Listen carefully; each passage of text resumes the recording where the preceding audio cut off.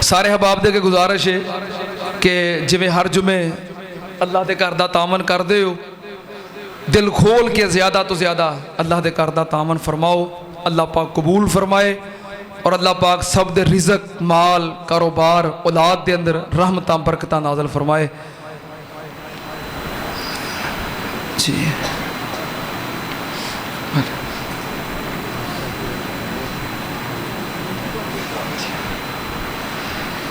ملک عبد الرشید صاحب حاجی آباد والے کہہ رہے ہیں کہ ساڈے صاحب بیمار نے، دعا کرو اللہ اپنی رحمت دے نال انہاں نوں شفائے کاملہ عاجلہ عطا فرمائے۔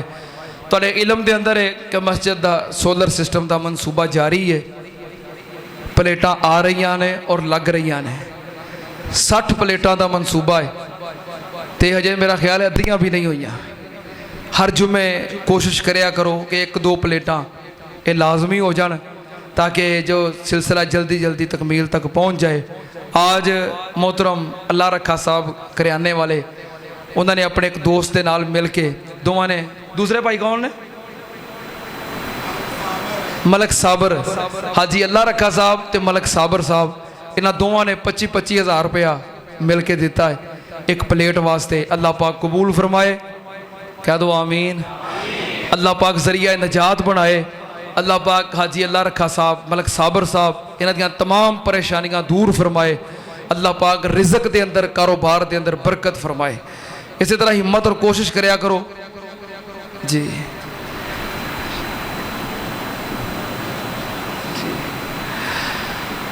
سارے احباب نہ کوشش کریا کرو، آپ خود ہمت اور کوشش کرو، نہیں تو جو صاحب حیثیت حضرات توڑے اسلام دعا والے، تعلق والے، کاروبار دے اندر، برادری دے اندر، رشتہ داراں دے اندر انہوں ترغیب دیا کرو، کوشش کریا کرو کہ ہر جمعے 1-2 پلیٹاں یہ لازمی ہو جان۔ اللہ پاک سب دا خرچ کرنا قبول فرمائے۔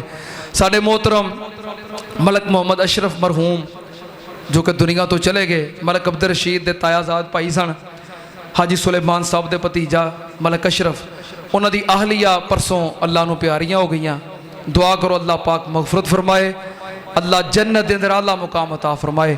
اللہ پاک ملک اشرف نو اور انہاں دی اہلیہ نو دونوں نو اللہ پاک جنت چ اعلیٰ مقام عطا فرمائے۔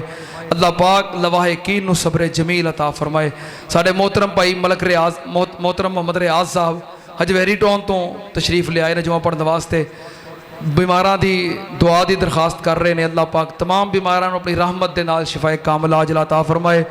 جتنے مسلمان بیمار نے، مرد بیمار نے، عورتاں بیمار نے، جمعہ دے اجتماع دے اندر نے یا گھراں دے اندر نے یا ہسپتالاں دے اندر نے، تواڈے عزیز و اقربا بیمار نے، اللہ اپنی رحمت دے نال تمام بیماراں نو شفائے کاملہ عاجلہ عطا فرما، اللہ سب نو صحت کاملہ عطا فرما۔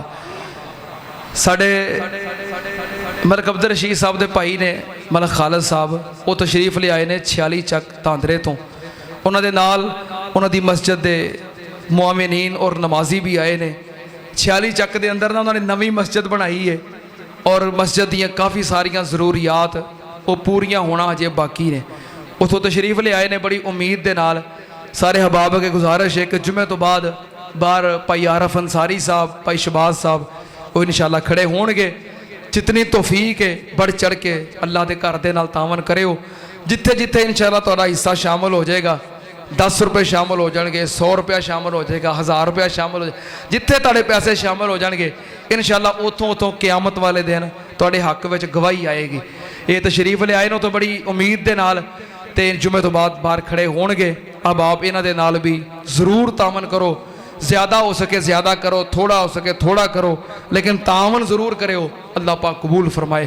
الحمدللہ الحمدللہ نحمدہ ونستعینہ ونستغفرہ ونعوذ باللہ من شرور انفسنا ومن سیئات اعمالنا من یہدہ اللہ فلا مضل لہ ومن یضلل فلا ہادی لہ واشہد ان لا الہ الا اللہ وحدہ لا شریک لہ واشہد ان محمدا عبدہ ورسولہ اللہم صلی علی محمد وعلی آل محمد کما تحب وترضى سبحان ربک رب العزت عما یصفون وسلام علی المرسلین والحمدللہ رب العالمین۔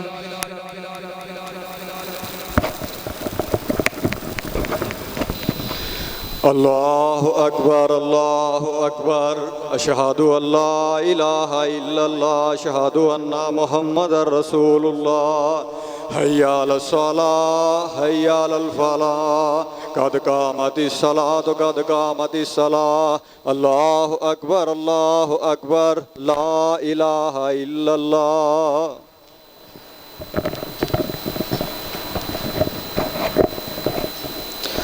सारे अहबाब मिल जाओ, कदमा ना कदम मिला के सफ़ा दुरुस्त कर लो।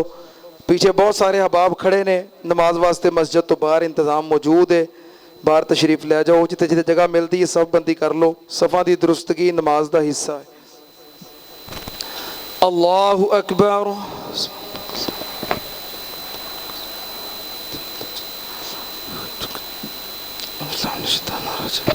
बिस्मिल्लाहिर्रहमानिर्रहीम। अल्हम्दुलिल्लाहि रब्बिल आलमीन अर्रहमानिर्रहीम मालिकि यौमिद्दीन इय्याका नअबुदु व इय्याका नस्तईन इहदिनस सिरातल मुस्तकीम सिरातल लज़ीना अनअमता अलैहिम गैरिल मग़ज़ूबि अलैहिम वलद्दाल्लीन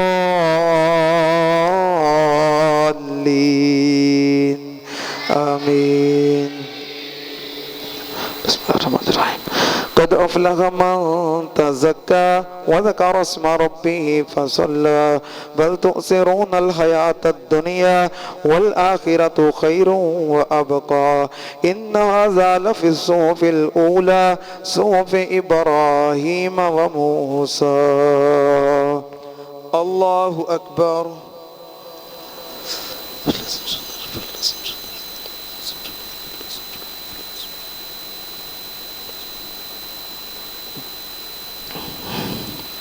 समी अल्लाहु लिमन हमिदा। अल्लाहु अकबर।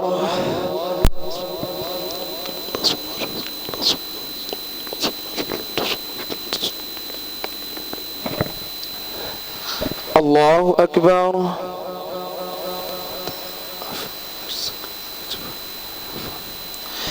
अल्लाहु अकबर।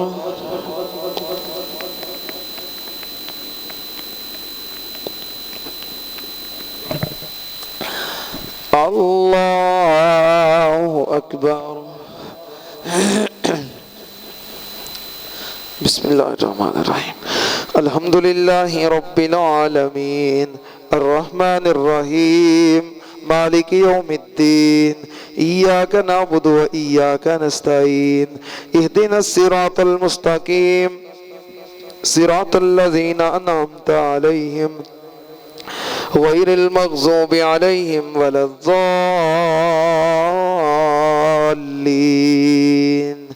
आमीन। बिस्मिल्लाहिर्रहमानिर्रहीम।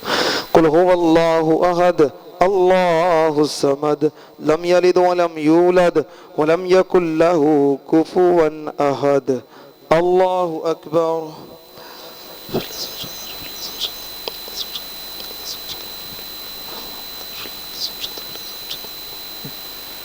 समी अल्लाहु लिमन हमिदा। अल्लाहु अकबर।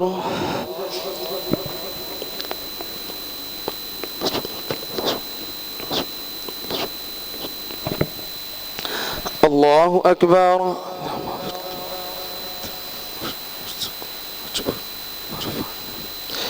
अल्लाहु अकबर।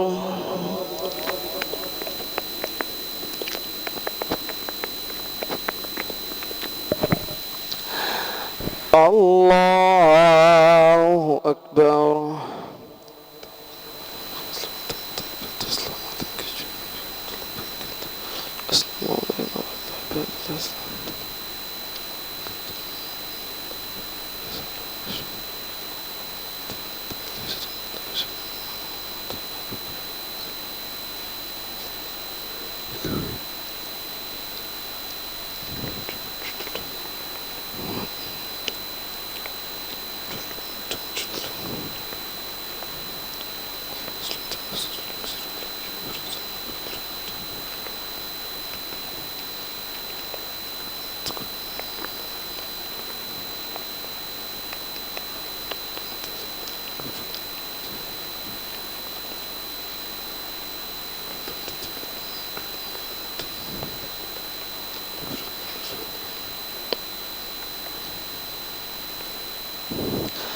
السلام علیکم ورحمۃ اللہ.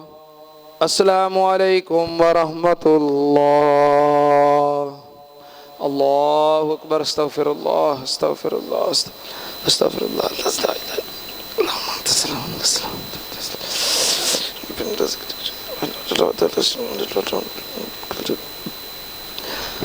الحمد للہ رب العالمین والعاقبۃ للمتقین والصلاۃ والسلام علی سید الانبیاء والمرسلین. اللہم صلی علی محمد وعلی آل محمد کما تحب وترضى. ربنا آتنا فی الدنیا حسنۃ وفی الآخرۃ حسنۃ وقنا عذاب النار. اللہم اشفنا واشف جمیع مرضانا ومرضى المسلمین. اذهب الباس رب الناس واشف انت الشافی لا شفاء الا شفاؤک شفاء لا یغادر سقما. ربنا اغفر لنا وللوالدین ولاساتذتنا ولجميع المؤمنين والمؤمنات والمسلمين والمسلمات الاحياء منهم والاموات.